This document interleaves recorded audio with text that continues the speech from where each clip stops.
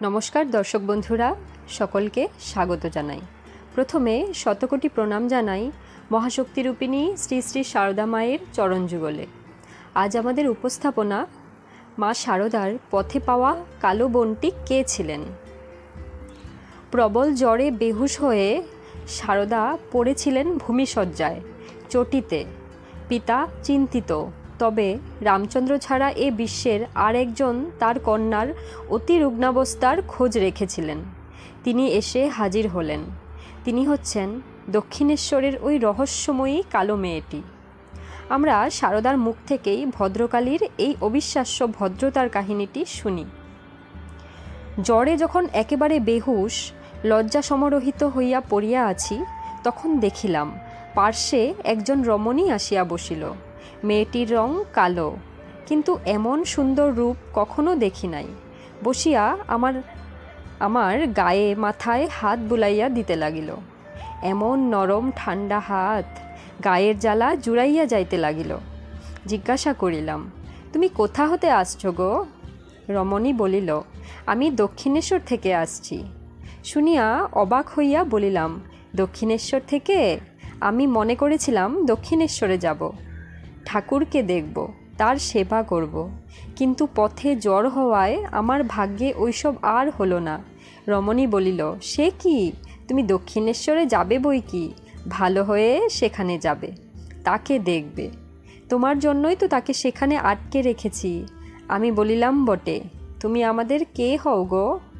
মেয়েটি বললে, আমি তোমার বোন হই গো। আমি বলিলাম, বটে, তাই তুমি এসেছ? ওইরূপ কথাবার্তার পর ঘুমাইয়া পড়িলাম।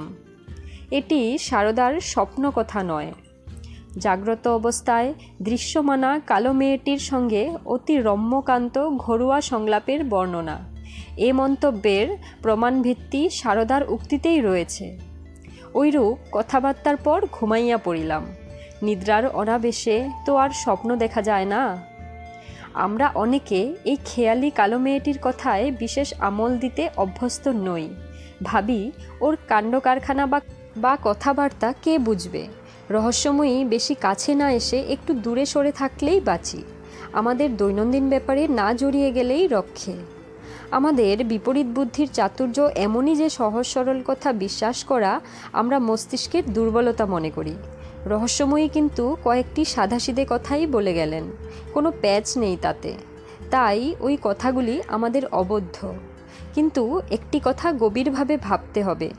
রামকৃষ্ণ সারদা বিবেকানন্দের জীবিত প্রকাশের মর্মমূলে কালীর সুগহন অবস্থিতি ব্যাপ্তি সম্বন্ধে একেবারে অনবহিত থেকে তাদের দিব্য জীবনের নিগূঢ় তত্ত্ব অবধারণ করা অসম্ভব। কোন সময়ে কথা প্রসঙ্গে স্বামী বিবেকানন্দ এ রহস্য কিঞ্চিত অনাবৃত করেছিলেন। শ্রী রামকৃষ্ণকে আমি সর্বদা কালীর অবতার মনে করি। ভবিষ্যতের মানুষ তাকে কি তাই বলবে না? নিবেদিতার এই প্রশ্নের জবাবে স্বামীজি বলেছিলেন, হ্যাঁ, এ বিষয়ে আমিও নিঃসন্দেহ যে কালী শ্রী রামকৃষ্ণের উপর ভর করে নিজের উদ্দেশ্য সিদ্ধ করেছেন। মার্গারেট, দেখো, আমি বিশ্বাস করে পারি না কোথাও একটি মহাশক্তি আছে যা নিজেকে নারী প্রকৃতি বলে অনুভব করে, কালী বা মা নামে নিজেকে আখ্যাত করে। আবার আমি ব্রহ্মেও বিশ্বাসী। ব্রহ্ম ছাড়া আর কিছুর অস্তিত্ব নেই। বুঝতেই পারছো, সর্বদা এমনই হয়। শরীরের অগণ্য কোষ সমষ্টিতেই ব্যক্তির আকার, বহু মস্তিষ্ক কেন্দ্রে তৈরি করে অখণ্ড চৈতন্য। এ প্রসঙ্গের সূচনাতে নিজের আন্তর জীবনের কালী রহস্যের আভাস দিয়ে স্বামীজি বলেছিলেন, ও কালী ব্যাপারকে কি ঘৃণাই না করতাম। 6 বছর ধরে সে লড়াই, কেননা কালীকে কিছুতেই মানব না।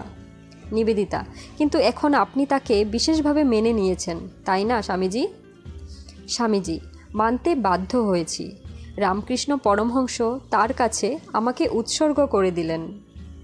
ক্ষুদ্রাদপি ক্ষুদ্র কাজেও তিনি আমাকে চালিত করেন। আমার এই বিশ্বাসের কথা তুমি জানো।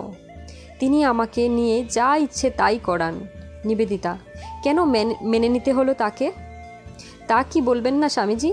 কিসে আপনার এত বিরোধিতা চূর্ণ হলো? স্বামীজি, না, সে রহস্য আমার সঙ্গেই চলে যাবে। সে সময়ে আমার দুর্ভাগ্যের চরম, পিতার মৃত্যু ও নানা দুর্বিপাক, মা দেখলেন এই সুযোগ আমাকে গোলাম করার। মার একেবারে মুখের কথা, তোকে গোলাম করে রাখব। আর রামকৃষ্ণ পরমহংস তার হাতেই আমাকে তুলে দিলেন। বিচিত্র, এরপর তিনি শ্রী রামকৃষ্ণ মাত্র 2 বছর বেঁচে ছিলেন, আর তার বেশি সময় ভুগেছিলেন। 6 মাস যেতে না যেতে স্বাস্থ্যভঙ্গ হলো। সে উজ্জ্বলতা কোথায় চলে গেল? নরেনকে গোলাম বানাতে কালীকেও 6 বছর ধৈর্য ধরতে হয়েছিল। নরেন এত ঝামেলা বাঁধিয়েছিল বলেই বুঝি কালীর কথায় এত মাত্রাতিরিক্ত ঝাঁজ। তোকে গোলাম করে রাখব। নরেনের দক্ষিণেশ্বরে আসার 12 বছর পূর্বে সারদা যখন প্রথমবার পায়ে হেঁটে দক্ষিণেশ্বরে আসার পথের পাশের চটিতে রুগ্নাবস্থায় শয্যাশায়ী, এ বিশ্বে পিতা রামচন্দ্র ছাড়া একমাত্র ভবতারিণী সে খোঁজ রেখেছিলেন। শুধু তাই নয়, এত পথ যে প্রাণ জুড়ানো সহমর্মিতার সঙ্গে কত সুভদ্রাভাবে তাকে দক্ষিণেশ্বরে আসতে স্বাগত জানিয়ে এসেছিলেন। আমাদের নিরেট স্থূল দৃষ্টিতে এসব আজগুবি ব্যাপার মনে হতে পারে, কিন্তু কালী সেদিন সারদাকে যা বলে এসেছিলেন সে কথার তাৎপর্য সারদা রামকৃষ্ণের যুগ্ম জীবনে উন্মোচিত করেছিল এক গভীর সার্থকতাপূর্ণ নতুন অধ্যায়। কালী ভবতারিণী এইভাবেই নিজে রামকৃষ্ণের ভাবী জীবনকে সারদা কেন্দ্রিত করে রেখেছিলেন জগতে ধর্ম সংস্থাপনের অতি গুরুত্বপূর্ণ যুগ প্রয়োজনে। সারদার জন্যে যে দক্ষিণেশ্বরে রামকৃষ্ণকে ধরে রেখেছিলেন তার পুণ্যার্থ অভিব্যক্ত হতে থাকে কিছুদিন পর থেকেই।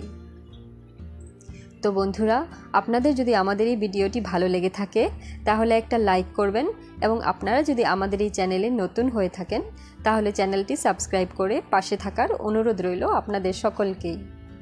নমস্কার আপনাদের সকলকেই। ভালো থাকবেন আপনারা সকলে। জয় মা।